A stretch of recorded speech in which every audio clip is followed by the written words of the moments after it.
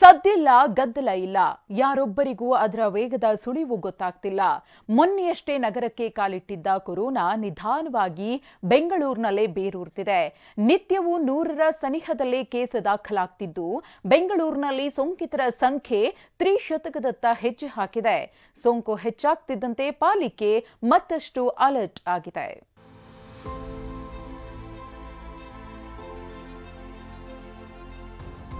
New ಇಯರ್ಗೆ ಬರಲಿದೆ corona guidelines.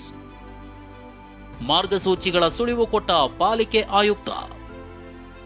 ಬೆಂಗಳೂರಿನಲ್ಲೇ ಸೋಂಕು ಹೆಚ್ಚಾಗ್ತಿದೆ. ಇದರ ನಡುವೆ ನಾಳೆಯೇ ಕ್ರಿಸ್ಮಸ್ ಸಂಭ್ರಮ ಇದ್ರೆ ಇನ್ನಾರು ದಿನದಲ್ಲೇ ನ್ಯೂ ಇಯರ್ ಸಂಭ್ರಮ ಶುರುವಾಗಲಿದೆ. ಹೀಗಾಗಿ ಪಾರ್ಟಿ ಮೋಜು ಮಸ್ತಿ ಅಂತ ಜನ ಒಂದೇ ಕಡೆ ಸೇರೋದು ಹೆಚ್ಚಾಗಲಿದೆ. ಹೀಗೆ ಸೋಂಕು ಹೆಚ್ಚಾಗ್ತಿದ್ದಂತೆ ಪಾಲಿಕೆ ಅಲರ್ಟ್ ಆಗಿದೆ.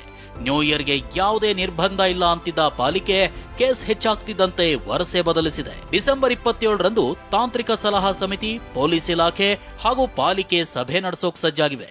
ಆ ಸಭೆಯಲ್ಲೇ ಗೈಡ್ಲೈನ್ಸ್, ರೂಲ್ಸ್ ಜಾರಿಯಾಗೋ ಸಾಧ್ಯತೆ ಇದೆ. ಮಾನ್ಯ ನಮ್ಮ ಹೋಮ್ ಮಿನಿಸ್ಟರ್ ಸಾಹೇಬರು ತಮ್ಮೆಲ್ಲರಿಗೂ ಉದ್ದೇಶಿಸಿ ಮಾತಾಡಿದ್ದಾರೆ.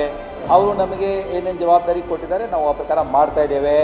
ಅವರು ಕೂಡ ಈ ವಾರ ಅಂದರೆ ನಾಳೆದು ಒಂದು ಇಶ್ಯೂ ಮಾಡ್ತಾ ಇದ್ದಾರೆ. ಪೊಲೀಸ್ ಆಯುಕ್ತರು ಅವರು ಏನೇನು ಹೇಗೆ ನಾವು ಕಾರ್ಯಾಚರಣೆ ಮಾಡ್ತೇವೆ, ಹೇಗೆ ಶಾಂತಿ ಮತ್ತು ಇದನ್ನು ಕಾಪಾಡ್ತೇವೆ, ಮತ್ತು ಅದರೊಳಗಾಗಿ ನಮ್ಮ ಟ್ಯಾಕ್ ಇದೆ ಅಲ್ವಾ, ಟೆಕ್ನಿಕಲ್ ಅಡ್ವೈಸರಿ ಕಮಿಟಿ, ಆರೋಗ್ಯ ಇಲಾಖೆ ಅವರು ಏನಿದೆ ಅವರದ್ದು ಏನಾದರೂ ಅಡ್ವೈಸರಿ ಬಂದರೆ ಆ ಅಡ್ವೈಸರಿ ಮತ್ತು ಪೊಲೀಸ್ ಕಮಿಷನರ್ ಅವರ ಅಡ್ವೈಸರಿ ಈಗ 27ನೇ ತಾರೀಕು ಬರುತ್ತೆ ಅಂತ ಇದೆ. 26-27ಗೆ ಅದು ಎಲ್ಲ ಸೇರಿ ಮುಂದೆ ಏನು ಮಾಡಬೇಕು ಅಂತ ಹೇಳಿ.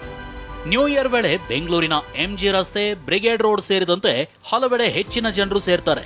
ಈ ವೇಳೆ ಸದ್ದಿಲ್ಲದೆ ಸೋಂಕು ಪಸರಿಸೋ ಭೀತಿ ಎದುರಾಗಿದ್ದು, 27ರಂದು ನಡೆಯೋ ಸಭೆಯಲ್ಲಿ ಮಾಸ್ಕ್ ಧರಿಸುವಿಕೆ ಸೇರಿದಂತೆ ಕೆಲ ರೂಲ್ಸ್ ಜಾರಿ ಮಾಡೋ ಸಾಧ್ಯತೆ ಇದೆ.